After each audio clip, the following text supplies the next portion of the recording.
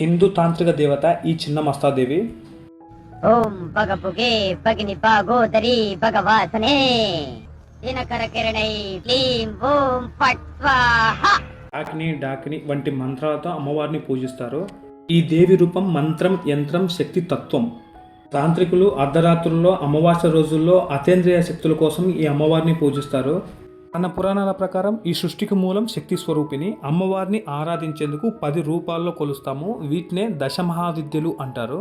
ఈ దశమహావిద్యలలో 6వ అవతారం చిన్నమస్తాదేవి. ఈమె గురించి ఇప్పుడు తెలుసుకుందాం. చిన్నమస్తాదేవి గురించిన కథలు వేర్వేరు ప్రాంతాల్లో వేరువేరుగా ఉన్నాయి. నేను ఎక్కువగా జనాదరణ పొందిన కథను మీకు చెప్తున్నాను. రోజు పార్వతీదేవి తన సహచరులైన డాకిని మరియు వాణినితో కలిసి మందార పర్వతం వద్ద స్నానం చేస్తూ ఉంటారు. మరొక కథలో మందాకిని నది అని కూడా చెప్తూ ఉంటారు. చేసిన తర్వాత డాకిని మరియు వాణినికి భయంకరమైన ఆకలి వేస్తుంది. అమ్మవారిని ఇలా అడుగుతారు, నాకు తక్షణమే ఆహారం కావాలి అని. వారి కోరిక వినగానే ఆహారం కోసం పార్వతీదేవి తన ఖడ్గంతో తన తలను తానే ఖండించుకుంటుంది. అలా ఖండించుకోగానే తన మొండెం నుంచి 3 రక్తదారులు ప్రవహిస్తూ బయటికి వస్తాయి. ఈ 3 రక్తదారులు సమానంగా ప్రవహిస్తూ మొదటి దార అమ్మవారి తలలోకి, రెండవది డాకిని, మూడవది వాణిని నోట్లోకి ప్రవహిస్తూ ఉంటాయి. వీరి ఆకలి తీర్చిన తర్వాత అమ్మవారు మామూలుగా యథాస్థితికి మారిపోతారు. ఇలా రక్తధార ప్రవహిస్తున్న మూర్తినే మనం చిన్నమస్తాదేవి అని పిలుస్తారు. చిన్నమస్తాదేవి అవతారం గొప్పతనం తెలుసుకుంటే, తలను నరికి వేసుకోవడం అనేది అహంకార నాశనం. ఇవి రక్తదారులు కాదు, ఇవి మన అహంకారం, భయాన్ని నరికివేయడం అనమాట. ఈ 3 రక్తదారులు కూడా 3 రకాల నాడులు.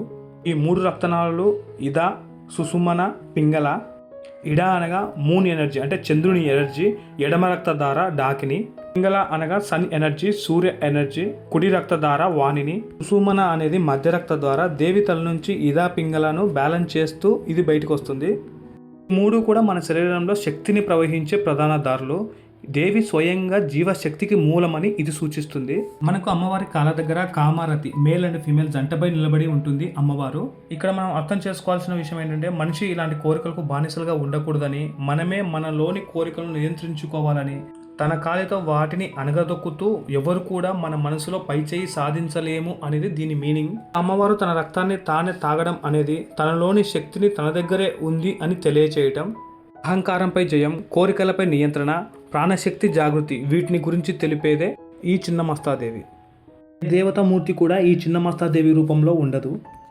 ఈ చిన్నమస్తాదేవిని పూజించడం వల్ల కష్టాలు తొలగిపోతాయి, సుఖభోగాలు కలుగుతాయి, సరస్వతి అనుగ్రహం, మనశ్శాంతి, శత్రువులపై విజయం, దరిద్రం తొలగిపోతుంది. భూత భవిష్యత్ వర్తమాన కాలాలను అవలీలగా చెప్పగలిగే శక్తి ఈ చిన్నమస్తాదేవి ఇస్తుంది. ఈ వీడియో మీకు నచ్చినట్లయితే ఒక లైక్ ఇవ్వండి, నా ఛానల్ సబ్స్క్రైబ్ చేసుకోండి. Keep watching my channel. Thank you.